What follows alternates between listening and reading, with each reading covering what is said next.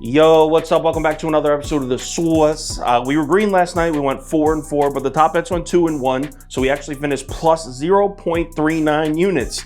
Green is green. That makes 4 winning days in a row. Let's make it 5 tonight. Only 6 games on, but we'll find some value. Let's do it. Welcome to The Source. The Source. Source.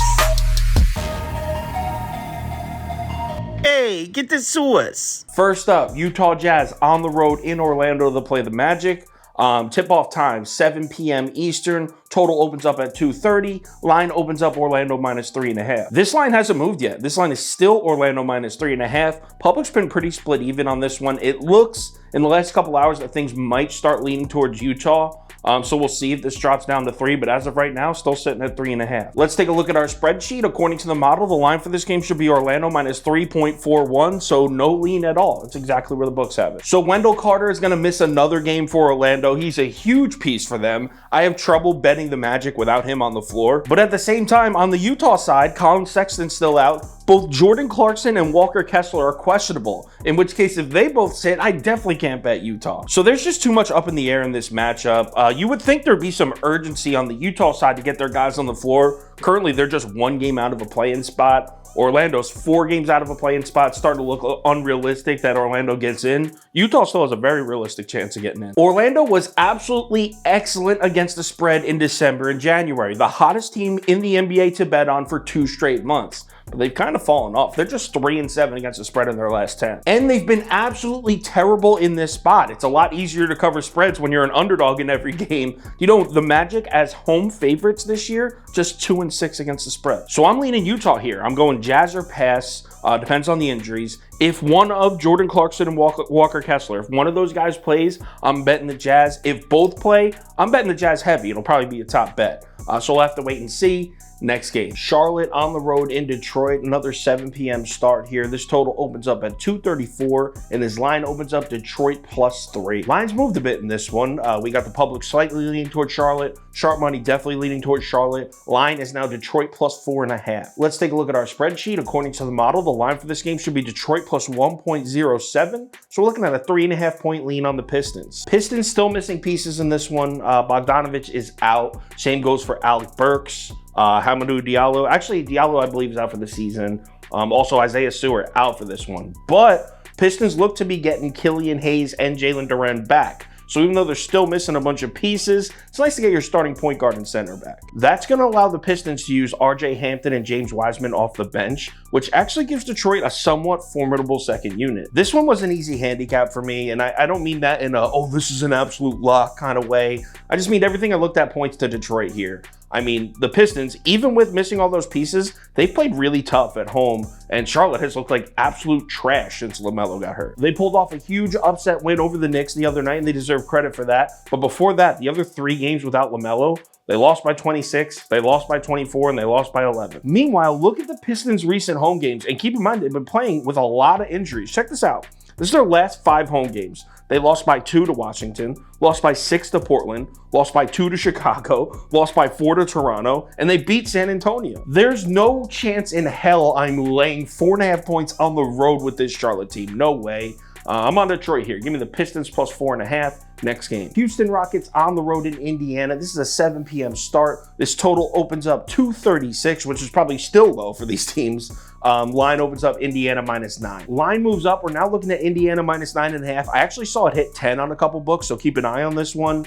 Money is a little closer to even, so that means the sharp action for this one seems to be on Houston. Let's take a look at our spreadsheet. According to the model, the line for this game should be Indiana plus 1.1, so it's saying Houston should be favored, but you know how my model is with the Rockets. The Rockets are so good at rebounding, and I weight my model pretty heavily on rebounding, so take it with a grain of salt. Have you seen this man Tyrese Halliburton's numbers since the All-Star break? Check this out. I know it's a small sample size, it's like 5 or 6 games, but 27.6 points per game, 12.2 assists per game, 57.1% field goals, and 48.6% three-point shooting. This dude is playing like a Hall of Fame point guard right now. Halliburton's leading the Pacers to the 3rd best offense in the NBA in the past month. Here's the bad news, Pacer fans. Your defense has hit rock bottom. In the past month, the Pacers defense is 30th, dead last in the NBA in defensive efficiency. Since the All-Star break, 30th in the NBA. But silver lining, you want to know who's 29th in both of those? The Houston Rockets. We know the Rockets are coming into this game looking to attack the rim because, let's face it, that's basically all they have. They do have some outside shooters too, but they're so inefficient and streaky shooting from outside. If the Rockets are not converting their inside shots at a high clip, they're getting blown out, period. I actually think they're going to get buckets down low on the Pacers. Here's the problem. They're going to be counting by twos. Indiana's offense launches from deep. They're going to be counting by threes. Pacers launch a lot of threes in the last month. They're 7th in three-point frequency, and the Rockets defense is absolutely dreadful against the three-point shot. Opponents against the Rockets in the last month are shooting 41.6% from deep. So I'm going to lay the points here. This line is crazy high for a reason. I'm going to take Indiana minus 9.5. I'm probably also going to throw a half unit on the over at 236. Next game. Golden State Warriors are on the road in Memphis to play the Grizzlies. This is a 7:30 p.m. start.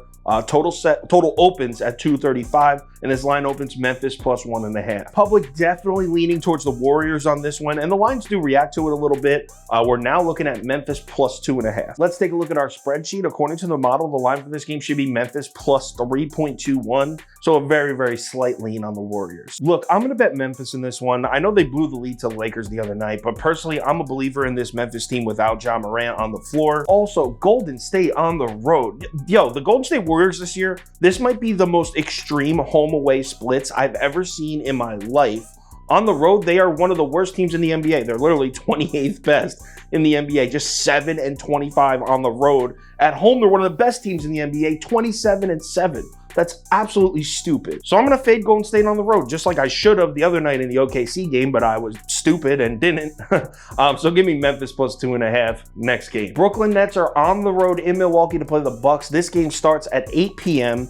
Total for this one opens up at 230, and the line opens up at 12.5. Milwaukee minus 12.5. Line actually gets up to 13 because some early action comes in on the Bucks, but check it out. Looks like the bets are coming in on Brooklyn, and it's looking like, as I'm recording this right now around noon, Brooklyn seems to be the public side here. Line drops down to 12. We're looking at Milwaukee minus 12. Let's take a look at our spreadsheet. According to the model, the line for this game should be Milwaukee minus 16.83. So despite the huge line, we're still looking at a 5-point lead on the Bucks. I know laying 12 points to a team that's won 3 in a row seems crazy. Brooklyn's now won 3 in a row. They deserve credit.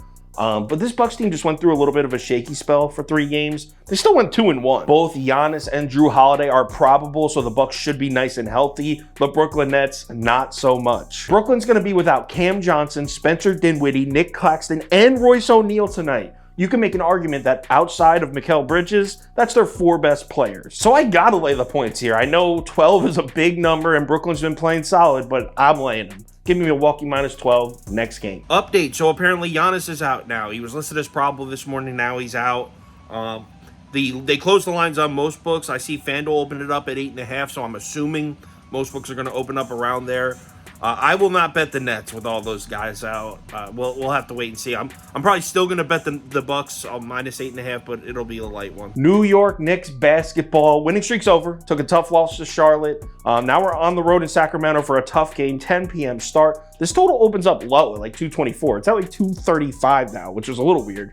Line opens up Sacramento minus 4. Public definitely on the New York Knicks here, and the books react to it. Line dropped 1.5. We're now looking at Sacramento minus 2.5. Let's take a look at our spreadsheet. According to our model, the line for the game should be Sacramento plus 1.48. So even after the line drop, we're still looking at a 4-point lean on the Knicks. Both Jalen Brunson and De'Aaron Fox are questionable in this game. It's tough to make a prediction when you don't know if either team's going to have their star point guard in the game. Yes, I know I just called Jalen Brunson a star point guard. Might be reaching with that one, but honestly, he's been balling all year. If Jalen Brunson plays, I'm going to bet the Knicks regardless, but hear me out. So if Brunson plays, I feel the Knicks have proven to me that I can trust this offense. Sacramento's defense is nothing to shout home about. In fact, in the last month, they're just 28th in the NBA in defensive efficiency. So if Brunson plays, I'm betting the Knicks. Now, if Brunson plays and De'Aaron Fox sits, I love the Knicks. I'm all over the Knicks. If they both play, I'm still going to bet the Knicks, but I might split my money in half and go half on the Knicks, half on the over at 236. If Fox plays, but Brunson sits, I'm not going to bet the Kings because that line probably goes up to 4, and I'm not doing that.